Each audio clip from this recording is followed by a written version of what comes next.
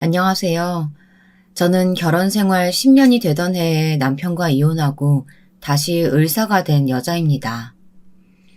지금은 친정에서 살면서 딸 하나와 아들 하나를 두고 있습니다.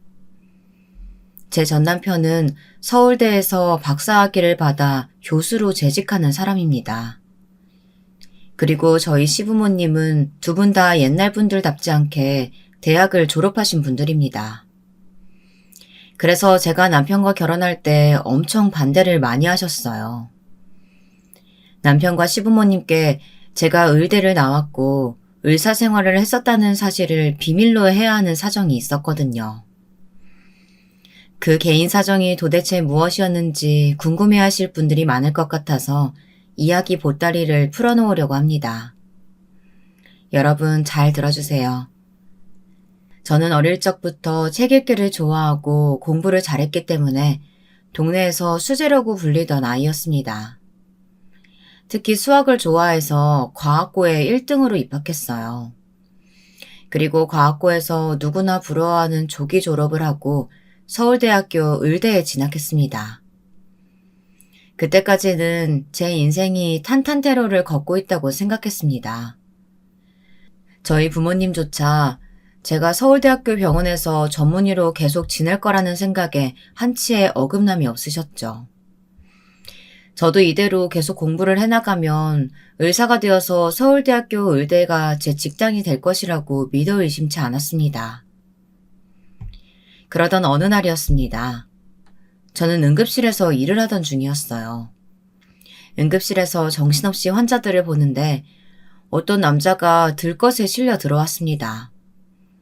나중에 안 사실이지만 그 환자는 극단적인 선택을 시도했던 사람이었습니다. 저와 응급실 의사 두 사람이 그 사람을 살리려고 여러 처치를 하던 중이었습니다. 그 사람은 갑자기 무슨 힘이었는지 벌떡 상체를 세우고 제 목에 칼을 대더니 미친 듯이 소리치는 것이었습니다.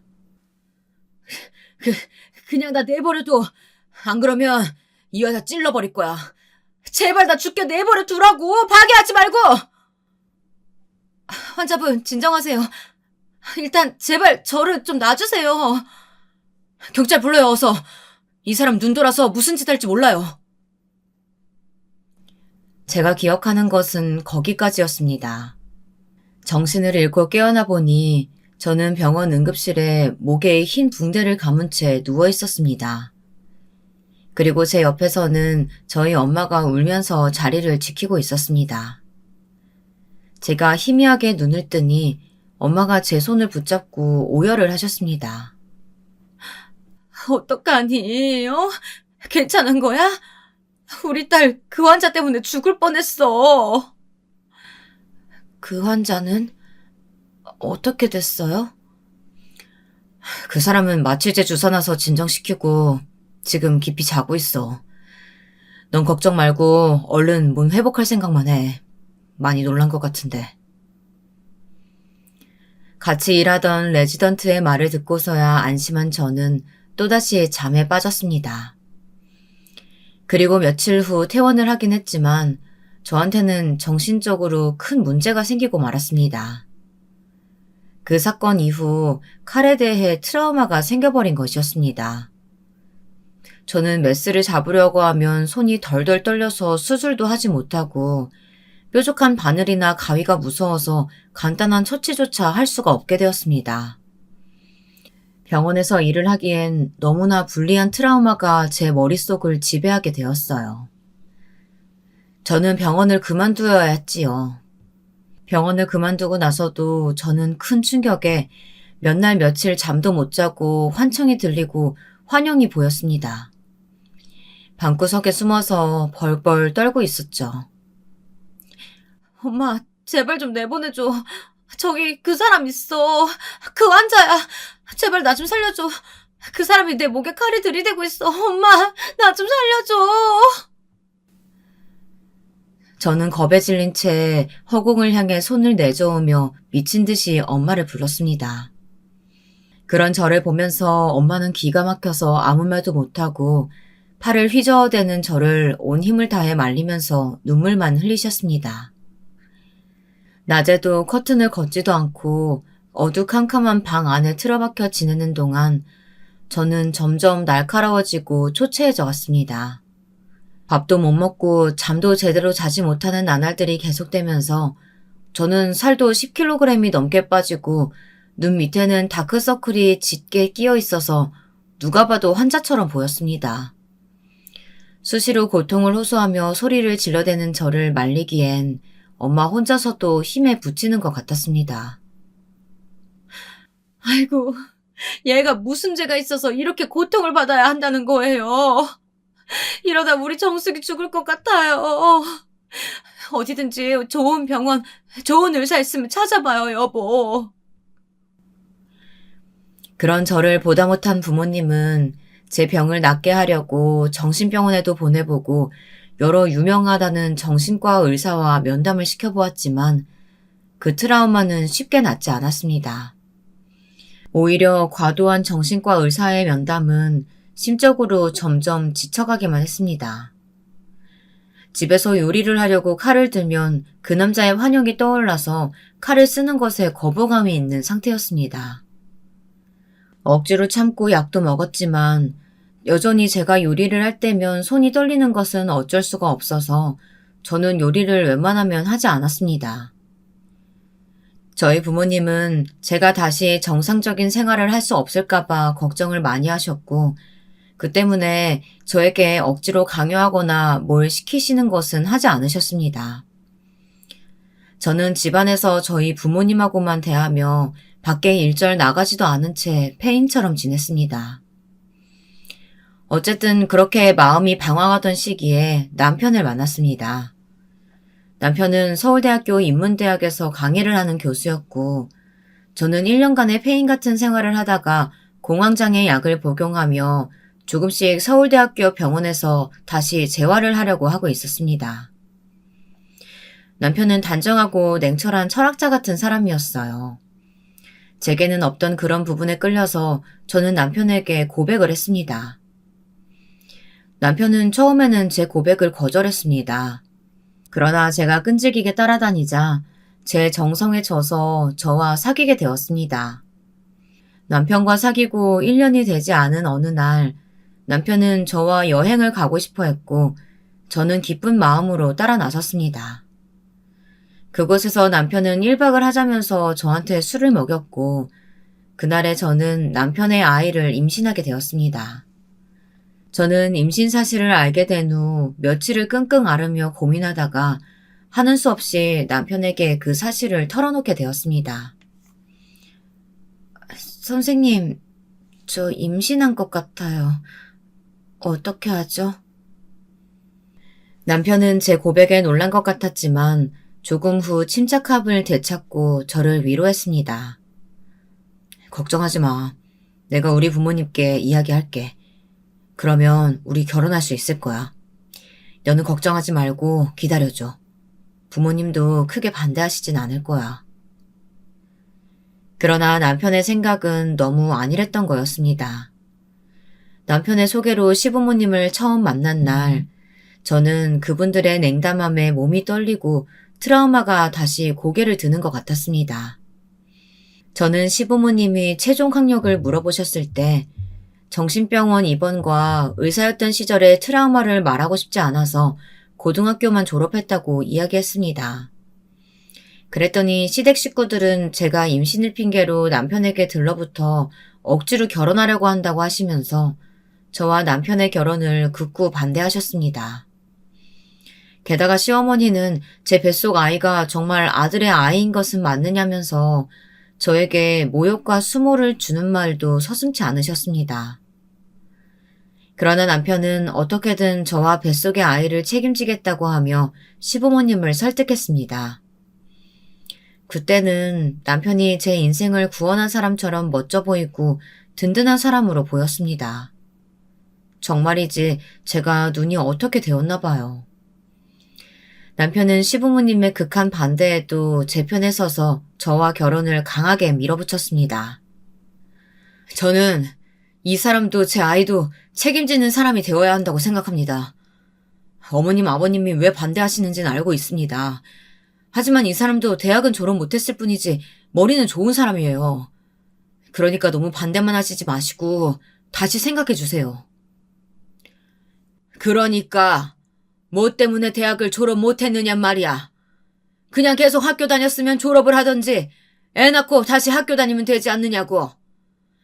아니면 당장 결혼하지 말고 대학 졸업하고 나면 결혼하는 게 어떠니? 아니, 며느리라는 애가 배불러서 학교 다니면 교수인 우리 아들 입장이 뭐가 돼요? 당신도 참.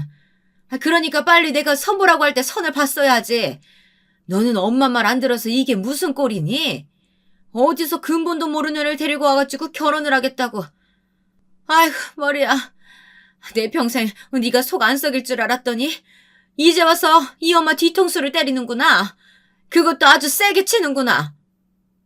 저를 사이에 두고 시댁 식구들은 제가 마치 투명인간인 것처럼 제 앞에서 제 흉을 보았고 저를 만난 것이 남편 경력에 다시 없는 흠이라도 됐냐 걱정을 하셨습니다.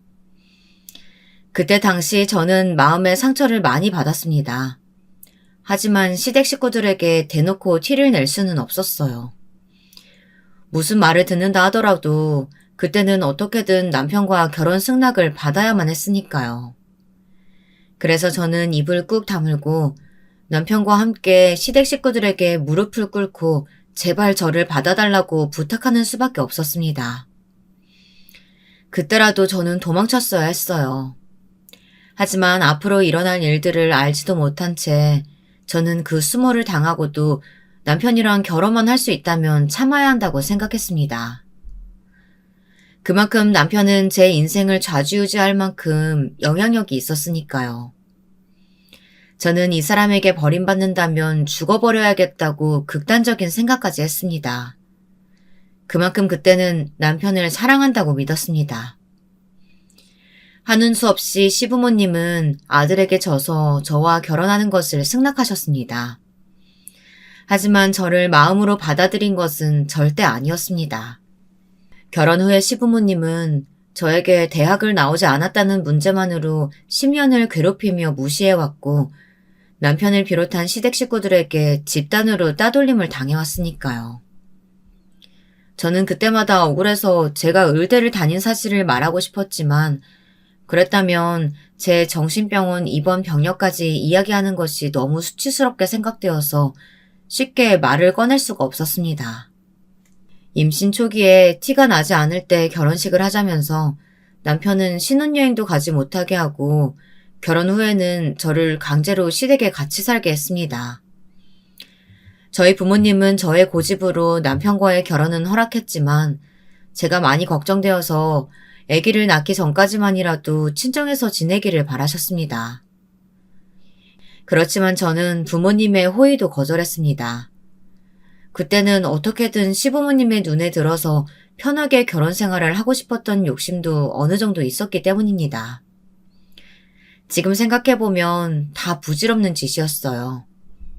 시부모님은 저라는 존재 자체를 처음부터 마음에 안 들어 하셨던 분들이시니까요.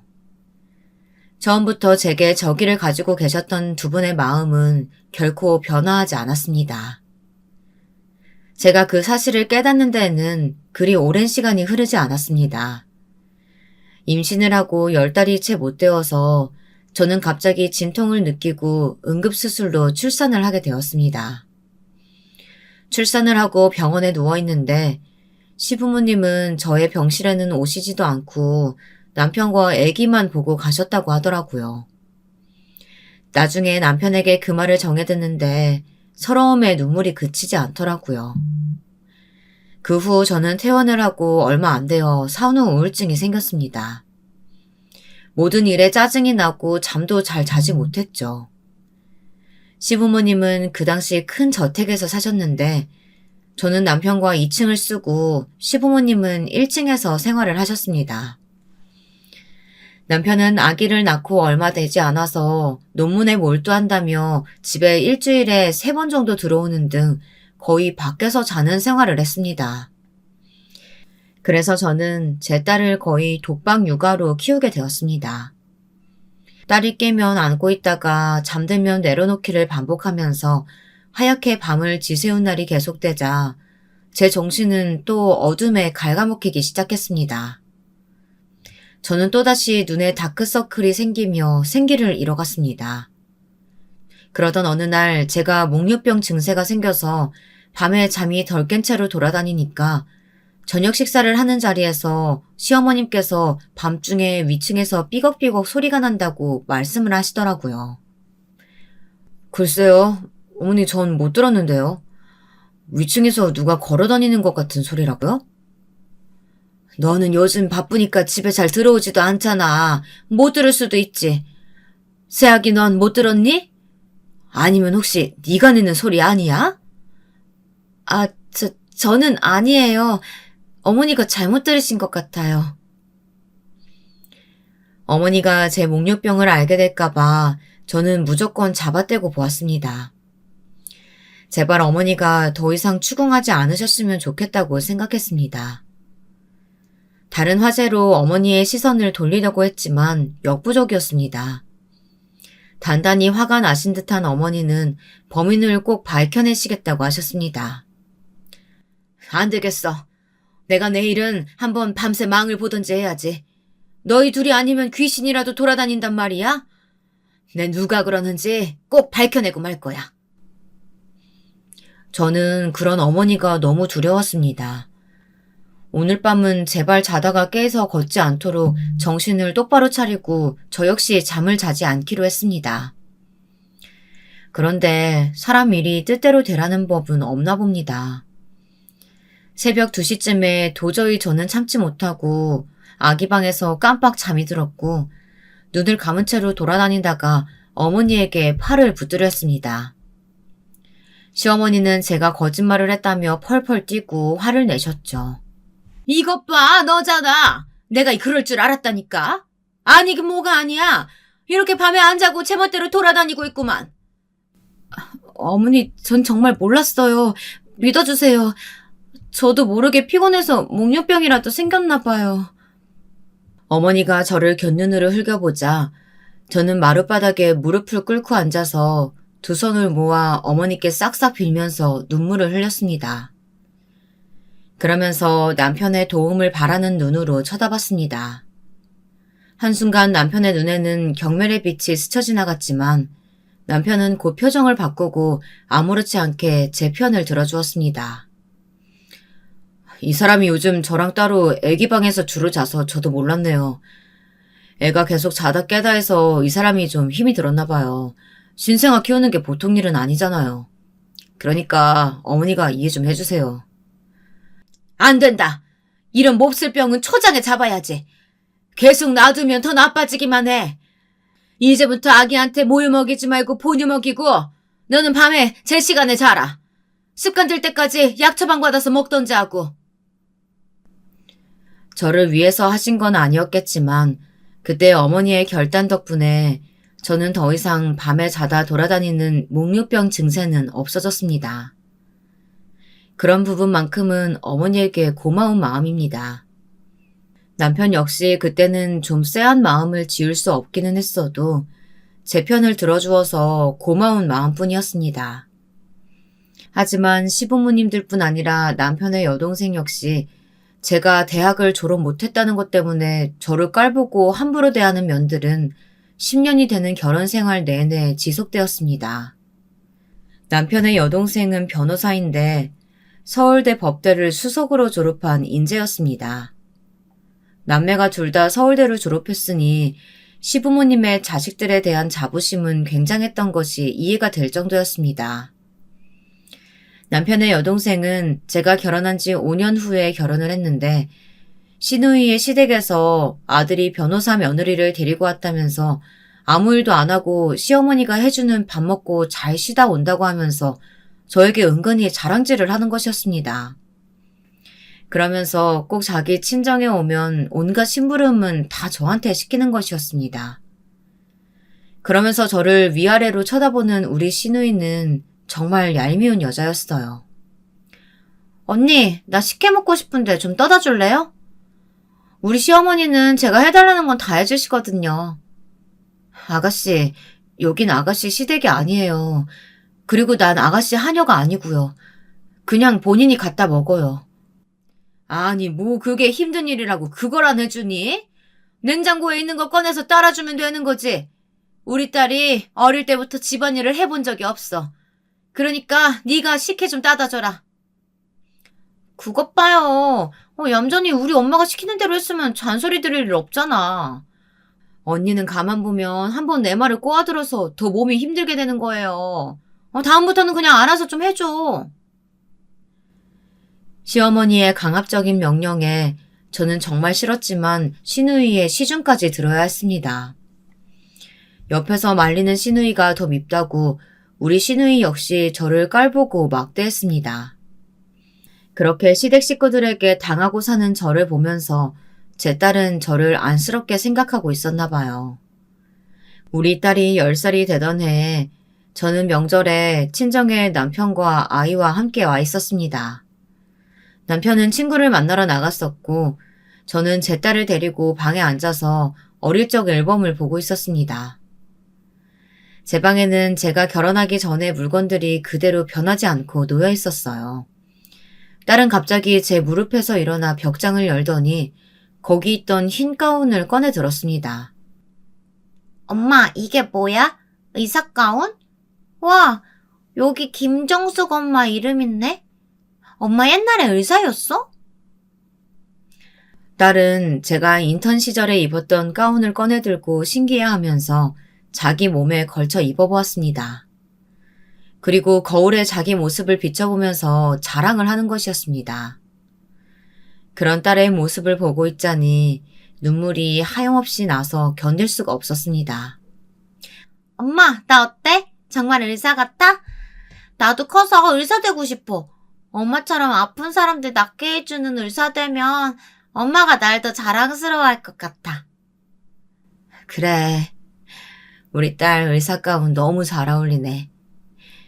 엄마가 못다한 꿈 이루어주면 엄마는 우리 가영이한테 너무 고마울 것 같아.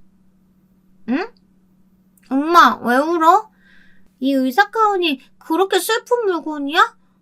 미안해. 내가 괜히 꺼내서 엄마 슬픈 생각나서 그런가 보다. 다시 넣어놓자. 어?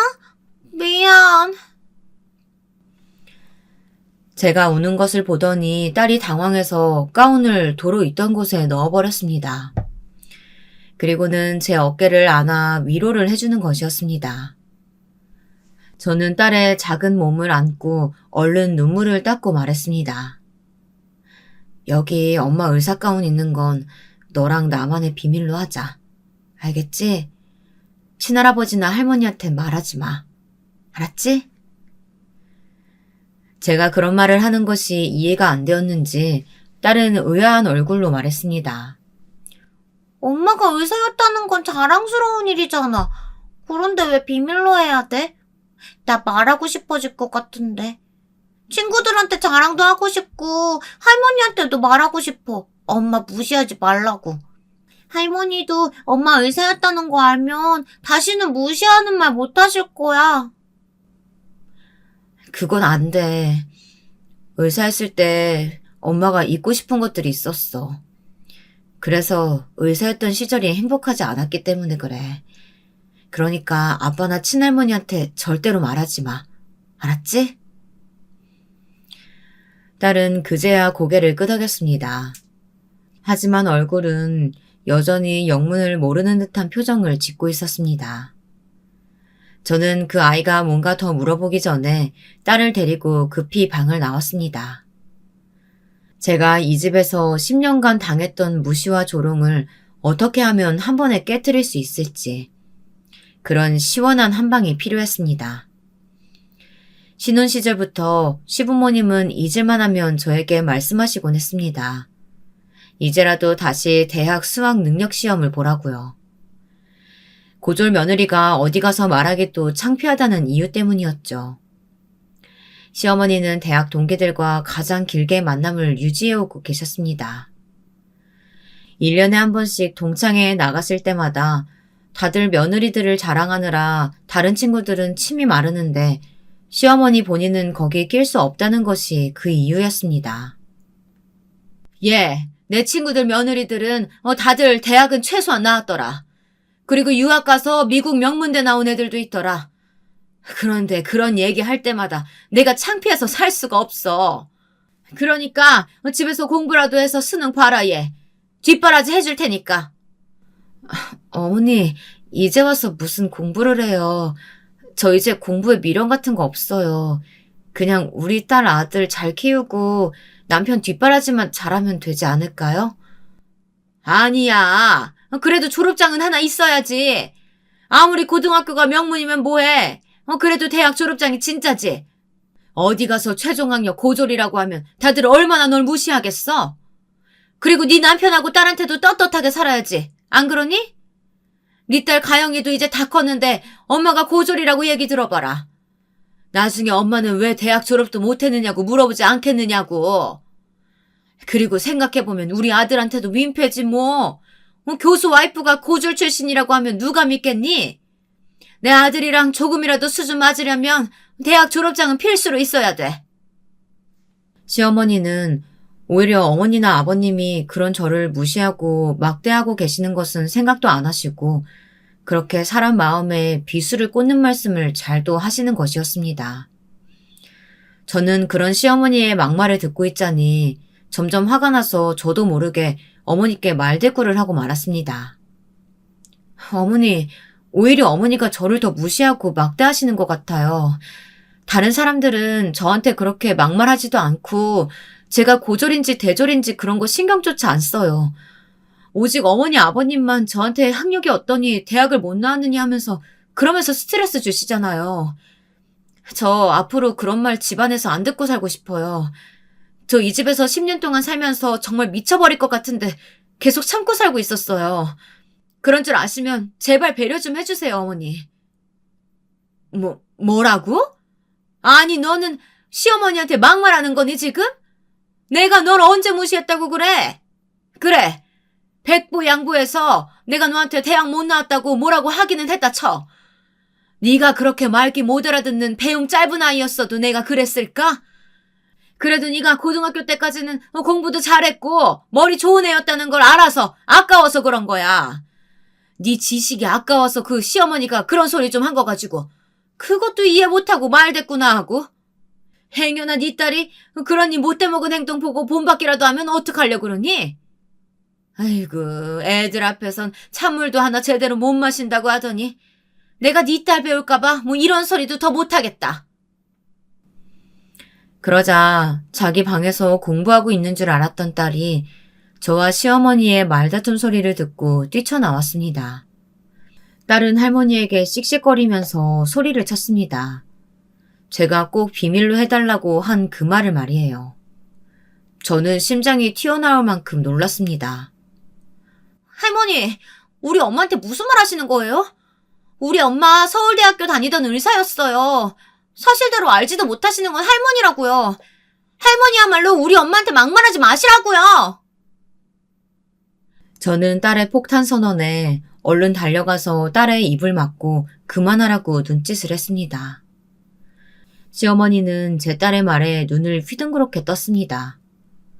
그리고 저를 노려보면서 말씀하셨습니다.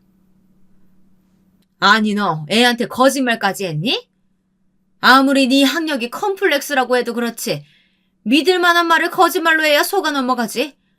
네 딸은 뭐 어떻게 속일 수 있어도 이 시어머니까지 속일 생각을 하다니 깜찍한 것도 정도가 있지.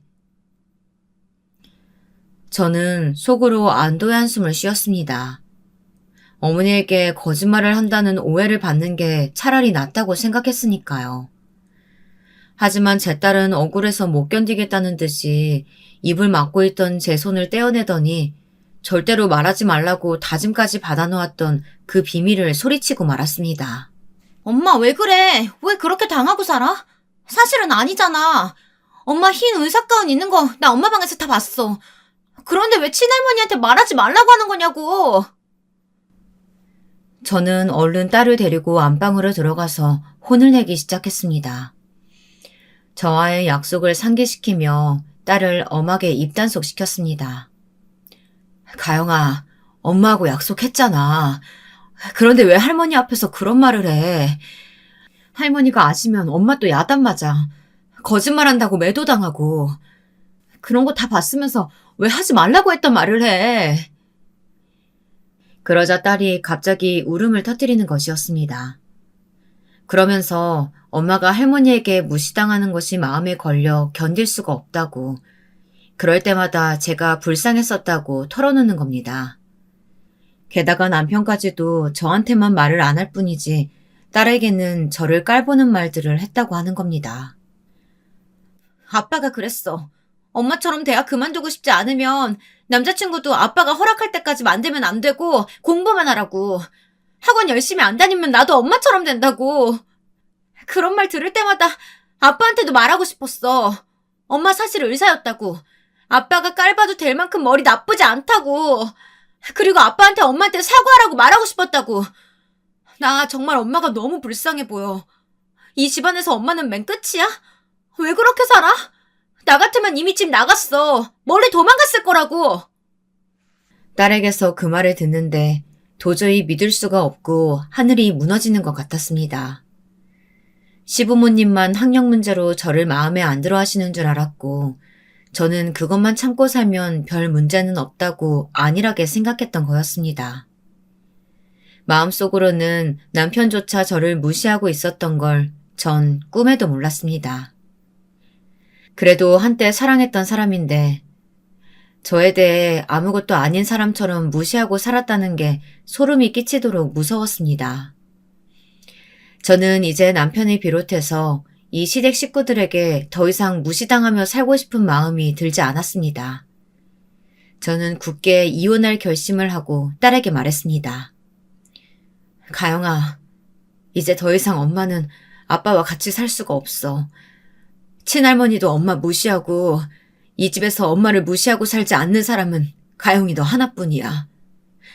엄마는 아빠랑 이혼해야겠어. 엄마를 따라올래? 딸은 제 결심을 찬성해주면서 고개를 끄덕였습니다. 그리고 제 손을 꼭 잡아주었어요. 그때는 작은 딸의 손이 얼마나 위로가 되고 힘이 되었는지 모르겠습니다. 그래, 엄마. 나도 외갓집이 더 좋아. 이 집에서 사는 거 숨이 막혀. 아빠도 친할아버지도 싫고 고모도 너무 싫어. 친할아버지 집에선 모두가 엄마를 하녀처럼 대해. 아빠도 고모도 자기네들 서울대 나왔다고 엄마를 깔보고 무시하는 태도만 보이고. 난 그런 게 너무 싫어서 명절에 고모가 오는 것도 싫었어. 할머니가 고모 앞에서 엄마 야단칠 때마다 얼마나 슬펐는 줄 알아? 엄마, 아빠랑 헤어져. 그리고 우리 동생이랑 셋이서 외갓집 가서 살자, 어? 저는 딸을 꼭 끌어안고 눈물을 흘리며 고개를 끄덕였습니다. 그리고 당장 친정엄마에게 전화를 했습니다. 엄마, 잘 지내셨어요? 너무 오랜만이죠? 다른 게 아니라 내가 남편하고 이혼하고 만약 다시 친정집으로 돌아가게 되어도 엄마는 괜찮으시겠어요? 그럼 언제든 돌아와. 우리 딸 그 집에서 눈칫밥 먹고 10년 동안 마음고생한 거 이 엄마도 다 느끼고 알고 있었어. 언제든 돌아오고 싶으면 돌아와도 돼. 여기서 너한테 뭐라고 할 사람 아무도 없으니까 네 애들 데리고 집으로 와라. 너무 힘들어하지 말고. 알았지? 제가 엄마에게 그냥 하는 하소연이 아니라 정말로 남편과 이혼할 거라고 하니까 엄마는 언제든 돌아오라며 주저하지 않고 제 편을 들어주셨습니다. 친정 부모님까지 내 편이니 저는 더 이상 미룰 생각이 없었습니다. 오늘이야말로 남편과 결판을 낼 거라고 생각했습니다. 더 이상 참지 않아도 된다고 생각하니까 새 힘이 솟아나는 것 같았습니다. 그날 저녁 웬일인지 집에 일찍 들어온 남편에게 저는 조용히 물었습니다. 당신 솔직하게 말해봐요. 나한테 하고 싶은 말 없어요? 내가 무게를 잡으면서 남편의 눈을 똑바로 보자 남편은 잠시 흠칫하더니 곧 아무렇지 않은 표정으로 농담을 던지는 것이었습니다. 왜? 당신이야말로 무슨 드라마를 보고 나한테 하고 싶은 말이라도 있는 거야? 그러니까 무슨 드라마든지 좀 그만 보라고. 당신이 현실과 상상 잘 구분을 못하니까 우리 엄마도 당신한테 잔소리 하시는 거 아니야. 그러나 제 눈빛이 점점 무서워지자 남편은 한 발 뒤로 물러섰습니다. 그 틈에 저는 남편에게 평소 하고 싶었던 말을 다 시원하게 쏟아냈습니다. 당신, 내가 대학 졸업장 없다고 우리 딸한테 내 흉 본 거 맞아? 그리고 어머님, 아버님께 내가 무식하고 배운 거 없어서 나랑 같이 사는 거 힘들지만 맞춰주는 거라는 말도 했어? 난 당신을 믿었어. 비록 당신 어머니, 아버지가 나를 탐탁지 않게 생각하고 계신 거 다 알지만 난 당신만은 적어도 내 편이라고 믿었다고. 그런데 당신도 나를 깔보고 흉봤었다면서 그것도 내 딸한테 그런 말을 하다니. 당신 좀 머리가 어떻게 된 거 아니야? 제가 무서운 눈을 하고 취조하듯 말하자 남편은 기분이 나빴던 모양이었습니다. 분노로 얼굴이 울그락불그락해져서는 남편은 도대체 누가 그런 말을 하느냐고 화를 내면서 저에게 물었습니다. 우리 엄마가 그런 말 했을 리 없고 가영이가 그랬어? 내 이놈의 기집애를 그냥 엄마한테 할 말 안 할 말이 따로 있지. 그건 내가 걔한테 화가 나서 한 말이야. 당신을 절대 깔보거나 흉보려는 의도로 했던 것도 아니고 아니 만약에 내가 그랬다고 쳐도 당신이 졸업 못했다는 사실은 변함이 없잖아. 그러게 내가 애들 어릴 때 다시 공부하라고 했잖아. 엄마도 나도 그걸 얼마나 바랬었는데. 되려 저에게 큰 소리를 치면서 뻔뻔하게 나오는 남편에게 저는 크게 실망했습니다. 그래서 저도 저절로 남편에게 목소리가 크게 나오더군요. 당신한테 이야기하기에는 너무 못나 보이고 내 자신이 초라해져서 그런 거였어. 어머님이 나한테 막말하시고 무시하시고 그런 말들 그냥 참아 넘겼어. 그렇게 10년을 살았어. 이젠 더 이상 그렇게 못 살겠어. 우리 가영이가 나보고 불쌍하대. 엄마 불쌍해서 못 살겠대. 그리고 나한테 이혼하려고 말해준 것도 가영이야. 우리 딸이 말해주지 않았으면 난 당신을 좋은 남편으로 오해하고 고마우면서 살 뻔했잖아. 그건 생각만 해도 끔찍하다. 이젠 나도 내 트라우마 좀 극복하고 당신 집안에서 벗어나서 내가 하고 싶은 일 하면서 살 생각이야. 그러니까 당신도 이제 그만 나랑 이혼해줘. 기다려, 거기서! 어딜 간다는 거야? 돌아오지 못해? 저는 남편이 항변하는 말 그 어떤 것도 들리지 않았습니다. 마지막으로 그 말을 남기고 딸과 아들을 데리고 친정으로 짐을 싸서 돌아왔습니다. 그리고 다시는 시댁에 돌아가지 않았습니다. 제가 돌아오니 저희 부모님이 눈물을 흘리면서 저를 따뜻하게 맞아주었습니다.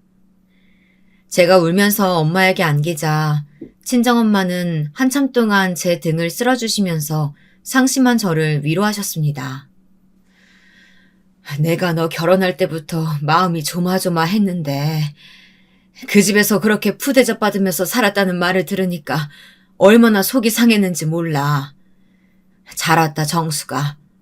이제는 정말 열심히 공부해서 다시 대학병원 의사로 살자. 엄마가 네 딸이랑 아들 돌봐주고 네 공부 뒷바라지도 해줄게. 알겠지? 그래 정수가 이제까지 많이 참아왔잖아. 너 의대 들어갔을 때 얼마나 이 아빠가 너를 자랑스러워했는지 알고 있지? 비록 그 사건으로 네가 트라우마가 생겨서 대학병원을 그만뒀어야 했지만 아직도 늦지는 않았어. 우리 딸 다시 의사 되자. 어? 저는 어머니 아버지의 다정한 말에 더 이상 말을 잇지 못하고 울기만 했습니다. 어머니 아버지의 이야기를 들으니 그분들도 얼마나 한이 맺혔는지 더 이상 말하지 않아도 알 것 같았습니다. 부모님의 희망을 알고 나니 시간 낭비를 할 틈이 없었습니다. 저는 마음을 굳게 먹고 다시 공부를 시작했습니다. 공백이 있다 보니 공부와 실습이 필요해서 저는 다시 시작하게 되었습니다. 남편과 시댁 식구들의 무시와 따돌림을 생각하면 저절로 이를 악물고 열심히 공부와 실습을 병행하게 되더군요. 제가 다시 소망하던 을사 가운을 떳떳하게 입게 되었을 때 우리 가족 모두 수고했다면서 저를 위로하고 칭찬했지만 가장 기뻐한 사람은 제 딸이었어요. 엄마, 정말 멋있어. 역시 엄마는 의사가 너무 잘 어울려. 아픈 사람들 고쳐주는 의사가 정말 최고야. 나도 나중에 의대 가서 엄마 따라서 의사 될 거야. 딸은 흰 가운을 입은 제 모습에 엄지를 쳐들면서 웃어주었습니다. 드디어 제 인생에서 무시가 아닌 인정을 받는 것 같아서 저는 너무나 행복했습니다. 그리고 제 부모님들도 저를 자랑스러워하시고 의사로서 복귀한 것을 축하해 주셨습니다. 이제 남편과의 이혼이 남은 숙제였습니다. 그동안 남편과 이혼을 하겠다는 생각이 제 딸과 아들 때문에 마음이 흔들리기도 했지만 의사로서 경제력도 갖추고 딸도 제 이혼에 반대하지 않는 입장이라서 저는 용기를 낼 수 있었습니다. 남편은 이혼은 절대 안 해주겠다는 입장을 고수했지만 제게는 남편의 약점을 쥐고 있다는 점에서 유리했습니다. 요즘 들어 하는 드라마 닥터 차정숙 속에 나오는 주인공이 저와 비슷한 경우를 겪고 있는 것을 보고 저도 모르게 주먹이 꽉 쥐어지더라고요. 시댁에서 여주인공을 하녀처럼 부려먹고 다른 사람들은 다 버는 대로 쓰는데 여주인공은 혼자서 이리 뛰고 저리 뛰고 알뜰하게 절약하고 사는 것을 보고 있자니 예전의 제 모습과 너무나 겹치더라고요. 저희 시댁 식구들은 제가 다시 의사생활을 시작한 초기에 한번 저희 집에 찾아온 적이 있습니다. 드라마 닥터 차정숙을 보고 저는 옛 기억이 생각나서 친정에서 의사 가운을 꺼내 입었던 그날 우리 시어머니가 쳐들어오셨던 것입니다. 그런 제 모습을 보시고 놀라서 뒤로 나자빠지던 시어머니의 얼굴이 아직도 눈에 선합니다. 그날만큼 통쾌했던 날이 제 인생에 없었던 것 같아요. 네가 지금 진짜 의대에 다녔었다는 거니? 그런데 그 이야기는 왜 안 하고 살았어? 진작에 말을 했어야지. 제가 어머님께 그런 말을 한들 뭐가 달라졌을 것 같아요? 학벌 지상주의에 찌들어 있는 어머님 아버님에게 어필이나 하려고 의대 들어간 것도 아니고요. 이제는 애들도 커서 시간도 많이 생겼고 제 친정어머니 아버지가 원하시니까 다시 의사로 복귀한 겁니다. 그리고 그 사람이랑은 헤어질 거고요. 제 단호한 마지막 말을 듣고 시어머니는 더 흥분해서 제게 삿대질까지 해가면서 소리치셨습니다. 험악하게 눈을 부라리며 달려드는 시어머니를 제게서 몸으로 맞고 계셨던 건 다름 아닌 저의 친정엄마였습니다. 아니 너는 우리가 너를 받아준 은혜를 원수로 갚니? 지금 와서 왜 이혼을 하겠다는 거야? 나도 내 며느리 의사라고 동창들한테 자랑거리가 생겼는데 지금 와서 이혼하겠다는 이유가 뭐니? 그 이혼 이 시어머니가 허락할 것 같아? 밑도 끝도 없는 이혼이라니 우리 집에선 용납 못한다. 은혜라고요? 말도 안 되는 소리 하지 마세요. 저는 시댁에서 살면서 한 번도 은혜를 받았다고 생각해 본 적이 없어요. 제가 무슨 말을 하든 항상 제게 돌아오는 건 차가운 냉대와 무시뿐이었잖아요. 어머니가 뭐라고 말씀하셔도 저는 지금 당장 남편하고 이혼할 겁니다. 다시 의사 되기로 한 것도 우리 가영이한테 떳떳한 엄마가 되고 싶어서 그런 거예요. 제가 왜 어머니 허영심 때문에 다시 의사가 돼야 되나요? 제가 원하고 제 부모님이 원하시기 때문에 다시 의사로 돌아간 거예요.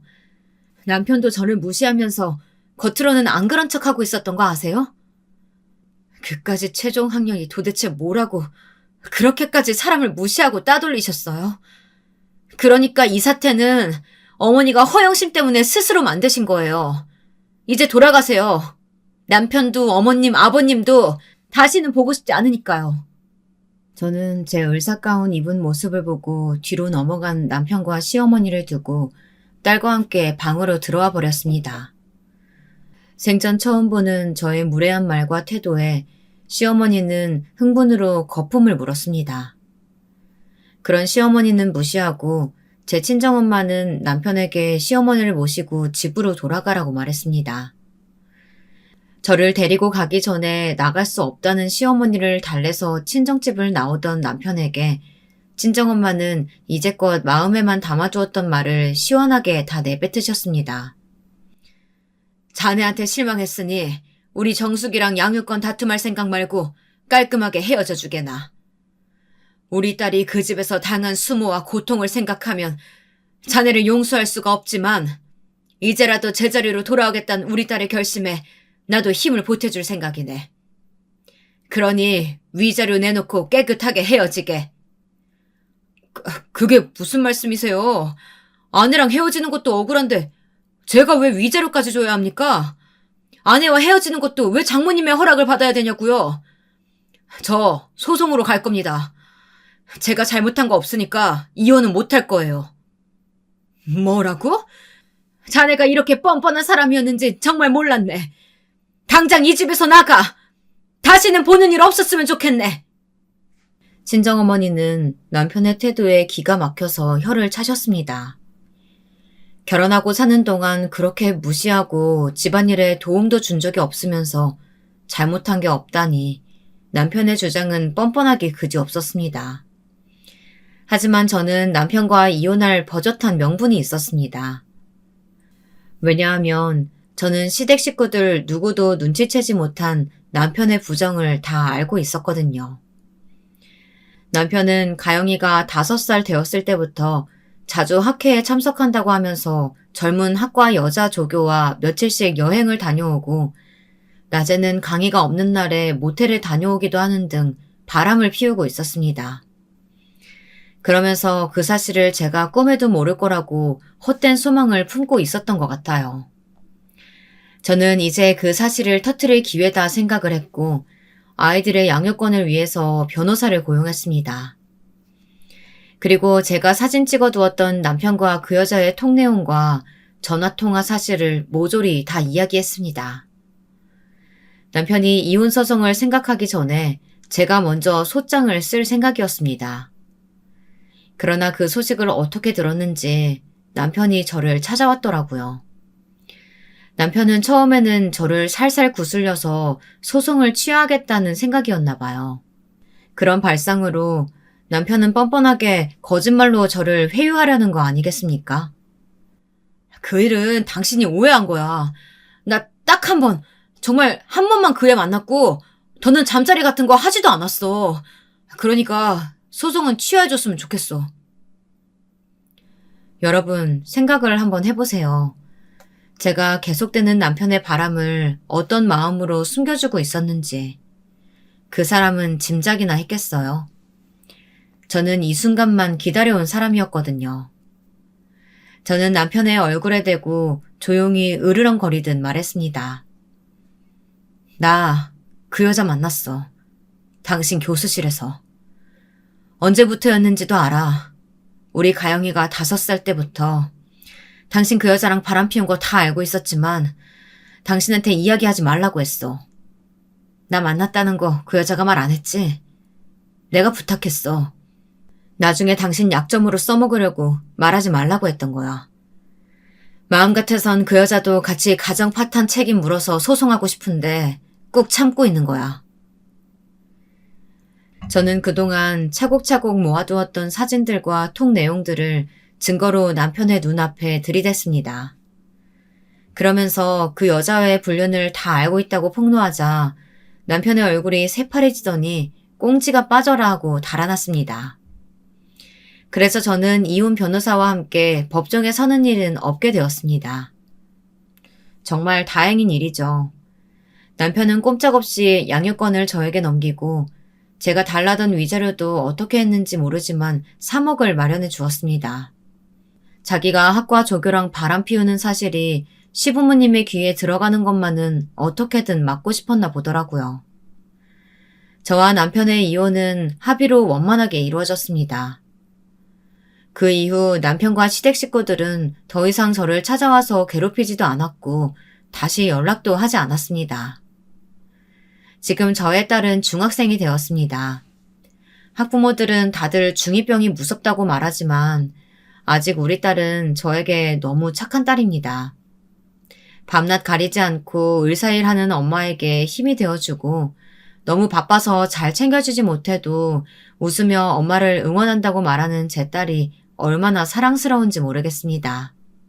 정신없이 몰아치는 환자들과 야근에 시달려도 요즘은 제 인생에서 가장 행복한 나날입니다.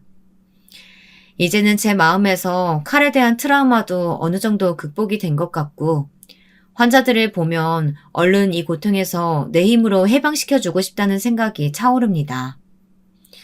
여러분, 제가 하고 싶었던 말은 아직 늦었다고 생각하지 말고 하고 싶었던 일이 있다면 꼭 이루시길 바란다는 것입니다.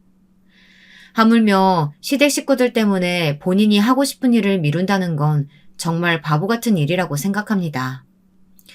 저도 저의 꿈과 하고 싶었던 일을 10년간 억압받으면서도 참아왔습니다. 더 이상은 그렇게 살고 싶지 않았고 그렇기 때문에 남편과 이혼을 선택했습니다. 이혼한 게 무슨 자랑이냐 하고 생각하실 분들도 있으시겠지만 맞지 않는 시댁 사람들과 부대끼면서 마음고생을 하느니 저는 이혼한 걸 절대로 후회하지 않습니다. 딱 한 번뿐인 인생인데 남들의 말과 행동에 휘둘려서 생기없게 사는 것을 선택하시겠습니까? 여러분 같으면 어떻게 하시겠어요? 그럴 필요는 없다고 생각합니다. 부당한 대우를 받으면서까지 남의 눈치 볼 일은 아니라는 겁니다. 개인의 정신건강에도 더 좋지 않고요. 자기 자신을 사랑해야 가족도 사랑하고 더 나아가 남들도 불쌍히 여기고 선한 마음을 널리 퍼뜨릴 수 있을 것이라고 생각합니다. 자기 마음이 괴롭게 느껴지면 남들에게 신경 쓸 여유가 없게 됩니다. 살아가는 길목에 어떤 장애물이 있다고 해서 계속 참기만 하면 마음의 병은 더 깊어집니다. 그러니 인생을 살면서 하고 싶은 일은 다 하시길 바래요. 그리고 자기를 무시하는 사람들에게 절대로 참지 마시고 큰 목소리를 내세요. 내가 참는다고 해도 그 사람들은 제 마음을 알아주지 않습니다. 오히려 아무 죄책감 없이 더 못살게 나를 괴롭힐 뿐입니다. 그런 사람들 때문에 여러분의 인생을 낭비하고 후회를 남겨서는 안 되지 않겠어요? 여러분, 오늘의 제 이야기는 여기까지입니다. 저의 이야기는 어떠셨나요? 여러분도 살면서 중간에 그만두거나 하고 싶은 일을 못하고 의지가 꺾인 일이 있다면 그것을 꼭 이루어 보세요. 저는 늦지 않았다고 말하고 싶습니다. 그러니까 지금이라도 시작하세요. 자기가 하고 싶은 일은 나이가 몇이 되었든 간에 다시 생각나는 법이니까요. 저는 요즘 다시 의사일을 하면서 보람을 많이 느끼고 있어요. 저를 의지하는 환자들의 표정에 점점 희망의 빛이 떠오르고 저에게 수술을 받아 병이 호전된 환자들이 퇴원을 했어도 가끔 저를 찾아와서 감사 인사를 하는 날은 너무나 기분이 좋아져요. 저도 사회에서 쓸모있는 일을 하고 있는 사람이라는 생각에 저절로 어깨가 으쓱해진답니다. 그리고 요즘은 제 선배나 후배들이 저를 대하기 힘든 선배나 팀에서 짐과 같은 존재로 여기지 않고 제 실력에 따라 동등한 동료로 생각해주니 얼마나 고마운지 모릅니다. 같이 연구하고 병에 대해 토론할 때 저를 업신여기지 않고 따돌리지 않는 분위기가 저는 너무나도 행복합니다. 몇십 번의 외과 수술과 몇 년의 의국 생활을 하다 보니 의사일도 동료들도 익숙해지고 점점 자신감을 키워가는 저의 성장을 올곧게 마주할 마음의 여유까지 생겼습니다. 현재 제 생활을 돌아보면 꼭 참는 것이 미덕만은 아니라는 생각이 듭니다. 제가 아직도 바보같이 시댁과 남편에게 굴복하면서 살고 있었다면 지금 제가 누리는 행복의 반도 느끼지 못하고 살았을 겁니다. 만약에라도 이제 그런 생각은 하고 싶지도 않아요. 제 부모님들은 이제 저와 남은 생을 함께할 남자가 나타나기를 은근히 바라고 계신 것 같아요. 하지만 저는 아직까지는 제 딸과 아들만 있으면 충분하다고 생각합니다. 누군가와 정말로 인연이 되어서 재혼하는 것까지 거부하지는 않겠지만 선을 본다든지 억지로 만나는 것은 마음에 내키지 않습니다. 저의 애들이 커서 엄마가 재혼해도 상처받지 않고 웃으면서 허락해줄 수 있는 날까지 저는 기다릴 수 있어요. 제 긴 글 읽어주셔서 감사합니다. 청취자 여러분, 건강하고 행복하세요.